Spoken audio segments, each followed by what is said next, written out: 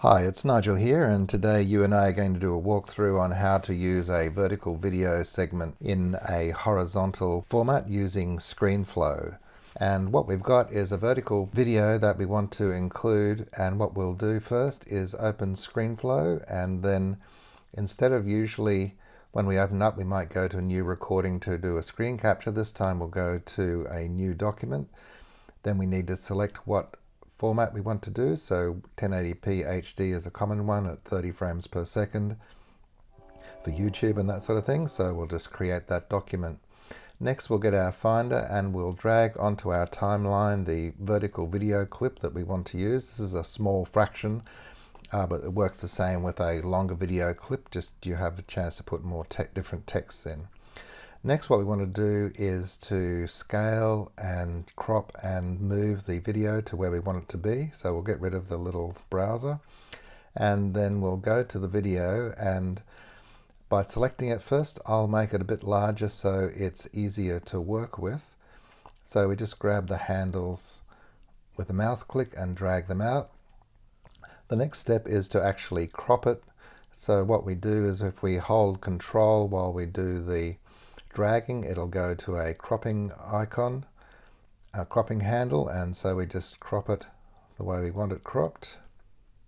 I've chosen to leave the full vertical showing here. We then move it to, easy to size it by just taking it to a corner and then dragging another corner up till it hits the top. Now I don't like having it on the left because you might lose some video to the left in some formats, so what we'll do is we'll drag it a bit in towards the center. And next we want to add our text. So what we do is we go to the text tool in Screenflow, and then we can just position our cursor after we add the text using the plus button. There are different options for backdrops, which we'll be using later on. But for now we just need to go and add the text. So I've clicked the plus button, text pops up. Now we edit that to at least a first draft of what we want. So we'll do that now. And you can use this as a placeholder because I'll just show you about changing the text later on. So what we're doing is putting in text that matches the audio or the content that we're going to be running it against. In this case, 6 common reasons that college applications get rejected. So after we've got the text in there, what we want to do is position and size it. So we'll just click off it, then we'll click back into it and drag it to about where we want. I'd like it to be a bit bigger, so rather than resizing the box, which will just resize the box, we'll actually change the font size and do a bit of a tweak of its position. Next thing we want to do is add some background, because black on black isn't my style. So we'll go down to this background area, and at the moment it's got a default black background, so we need to just click on that and come down. I don't like their standard green, so we'll pick a blue. That'll do. And so now I've got a blue background. Now the next thing we'll do is, I still don't like the amount of black that's there, so what we'll be doing next is adding a background to the whole area. And to do that, we go up to the little pencil thing, which is the annotations, and to add an annotation we'll be clicking the plus button, and that'll give us the different annotation options of lines and squares and things. So what we'll do is we'll click on a solid square and we'll draw that out roughly in the area that we want it to be sitting. And what you'll notice is when I draw it out, it actually covers up. And so what we really want is it to be positioned in a lower time part of the timeline, because the order on the timeline in Screenflow determines the order of rendering into the video, which is common for most video editors. So what we'll do is just rearrange things by taking our video to the top, because we always want it there. We'll put our text next, and then we'll put our background right at the bottom of everything. And what we'll also do is drag out our annotations and our text to match the length of our clip.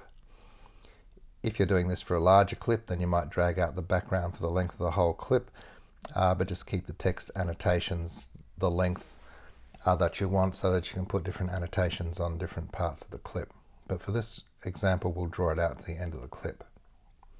So that's our backing added and our text. So what we'll do is we'll go back. I've just selected that box again, and then you can highlight and type into it. So I'll just fix a couple of typos or do a final draft of the text depending on how you want to look at it. And then the next thing we do is that we can export the video by going to File, Export. We choose the name we want to export to and where we want to export it to. So I'm going to be exporting it to a same place where I have the videos and that sort of thing. So it's in a subdirectory called vertical test. I've just chosen the standard 1920 by 1080 format. I've put the text name in for the name of the file, and then we'll also do a lower version because I'm actually going to be loading this up to Facebook as an example video.